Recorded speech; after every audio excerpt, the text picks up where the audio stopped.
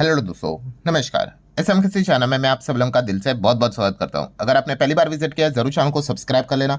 उसी के साथ साथ free stock market classes, yes दोस्तों, कल है सैटरडे एंड आप सब लोगों को पता है हर सैटरडे इस चैनल के ऊपर एक नया लेक्चर अपलोड होता है। अगर आपने फॉलो नहीं किया है जरूर इस चैनल को फॉलो करना। कल का वीडियो गलती से भी मिस यहाँ पे नहीं करना है। चैनल का लिंक आपको ऊपर आई बटन पे मिल जाएगा। एंड लगे हाथ let's learn stock market and finance, इस चैनल पे भी एक नया लेक्चर अपलोड होने वाला है। संडे के दिन अपलोड कर दूंगा, ठीक है। तो इस चैनल को भी फॉलो करके रखना। दोनों चैनल की लिंक आपको नीचे डिस्क्रिप्शन में मिल जाएंगे। सो चले दोस्तों, फिलहाल तो इस वीडियो को स्टार्ट कर लेते हैं। ठीक है दोस्तों, अभी हम लोग आ चुके हैं बिल्कुल हमारे नॉर्मल स्क्रीन के ऊपर। लगातार अगर हम लोग देखें बाजार में हरा रंग हम लोग को देखने को मिल रहा था, बुल की वापसी देखने को मिल रही थी, अच्छा खासा मार्केट ऊपर जा रहा था। बट आज के दिन की अगर हम लोग बात करें, यस, बेयर वालों ने थोड़ा सा मार्केट को यहाँ पे उन्होंने नीचे जरूर यहाँ पे खींचा है। कोई बहुत बड़ी गिरावट नहीं है, बट फिर भी इस गिरावट के पीछे एग्जैक्टली मतलब आप कह सकते हो क्या कारण है, वो मैं आप लोगों को जरूर यहाँ पे बताना चाहूंगा। सबसे पहले तो आप यहाँ पे देख सकते हैं, फॉर्मेलिटी अगर हम करेंगे तो 0.5% के आसपास की गिरावट सेंसेक्स में देखने को मिल गई। कम है क्योंकि शुरुआत में हम लोग को काफी ज्यादा गिरावट देखने को मिली थी। पहले तो गैप डाउन देखने को मिल गया बहुत बड़ा, ठीक है। उसके बाद लगातार गिरावट, ऐसा लग रहा था कि आज तो कुछ सीरियस डैमेज करके ही क्लोज करेगा, बट नहीं। उसके बाद अच्छी रिकवरी आई, इसलिए हम लोगों को जो नेट गिरावट देखने को मिली है वो 0.5% के आसपास ही देखने को मिली है। सिमिलर वे निफ्टी में भी सेम पैटर्न देखने को मिल गया। 100 पॉइंट की गिरावट है, ठीक है। गिरावट पहले बहुत ज़्यादा हम लोग को नीचे नीचे देखने को मिली थी, फिर थोड़ी सी रिकवरी यहाँ पे आ गई। मतलब क्या है कि आज के दिन की अगर हम लोग यहाँ पे बात करें, इतने अच्छे माहौल में जहाँ पे बुल वाले काफ़ी अच्छा यहाँ पे कर रहे हैं, वहाँ पे बेयर वालों ने मार्केट को थोड़ा बहुत तो यहाँ पे नीचे खींच लिया। और देखा गया कोई अमेरिकन मार्केट ने कल के दिन कोई गिरावट यहाँ पे दिखाई थी, ऐसा कुछ हम लोग को सिनेरियो देखने को यहाँ पे नहीं मिला है। So what's the reason, exactly यहाँ पे कारण क्या है जिस चीज़ के चलते ये हम लोग को गिरावट देखने को मिली है। तो ये पॉइंट्स आपको जरूर यहाँ पे पता होने चाहिए। तो एक ही कारण है, आप जरूर चाहो तो इसको कंसिडर यहाँ पे कर सकते हो। एंड वो है दोस्तों कि सोमवार से बाजार में कुछ हम लोग को बदलाव, यस, कुछ चेंजेस होते हुए देखने को यहाँ पे मिल रहे हैं। यस, मंडे मतलब 22 तारीख की हम लोग बात करें, 22 सितंबर की यहाँ पे बात कर रहे हैं। और ये बदलाव मतलब किस चीज़ को लेकर दोस्तों, तो खास करके दोस्तों सेंसेक्स में हम लोग को बदलाव होते हुए देखने को यहाँ पे मिल रहे हैं। अब बदलाव मतलब किस कॉन्टेक्स्ट में, तो दोस्तों वेटेज। यस, आप सभी लोगों को पता है सेंसेक्स में कुल मिला के कितने शेयर है, 30 शेयर है। सो इसमें हम लोग को वेटेज चेंज होते हुए देखने को मिल रहे हैं। कुछ कंपनियां ऐसी है, कुछ स्टॉक्स ऐसे जिनका वेटेज बढ़ेगा, कुछ कंपनियां ऐसी जिनका वेटेज घटेगा।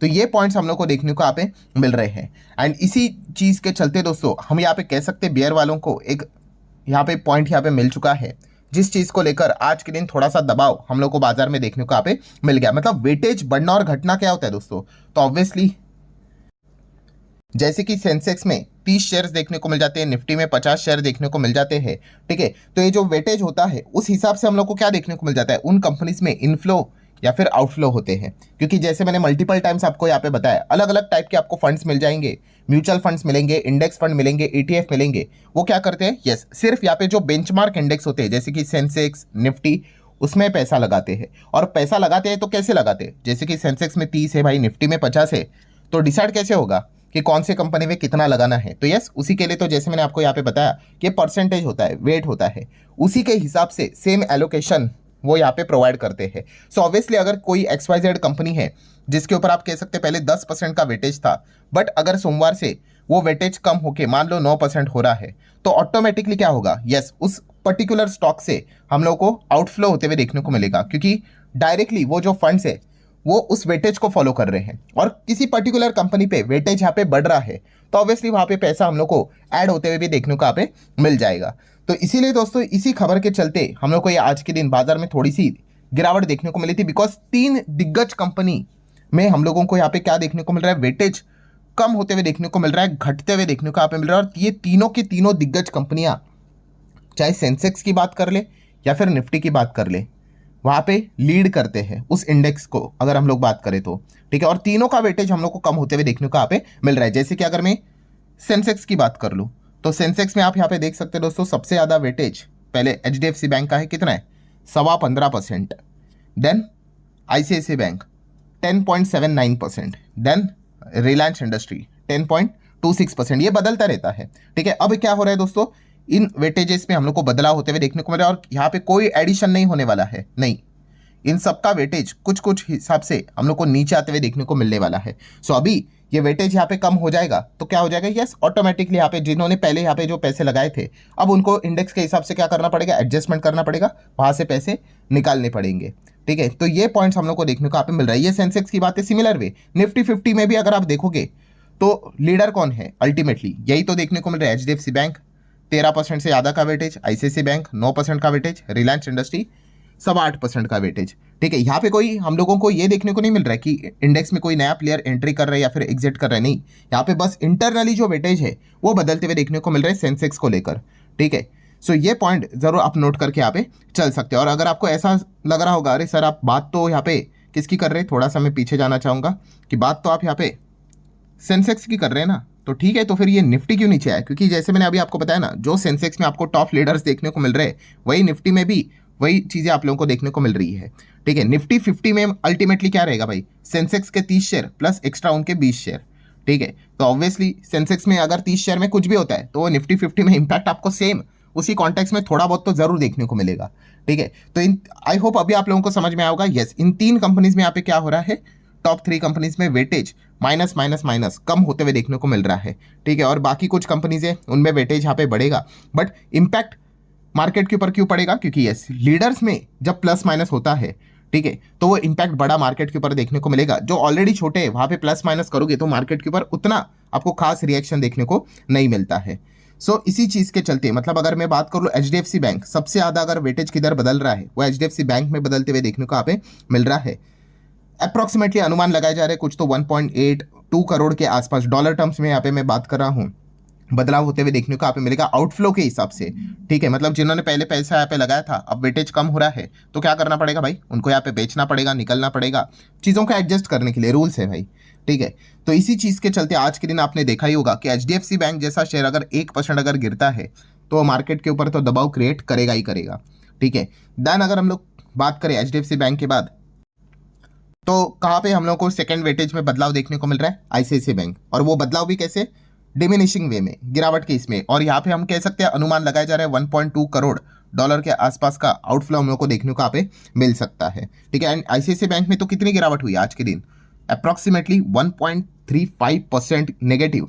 ठीक है, मतलब आप अंदाजा लगा सकते हो भाई ये 2 कंपनियां अगर गिर जाते हैं, इनका कंट्रोल फाइनेंस सेक्टर के ऊपर है, directly indirectly bank Nifty financial services, and यही सबसे ज़्यादा निफ्टी 50 के भी वेटेज यहाँ पे होल्ड करके चलते हैं।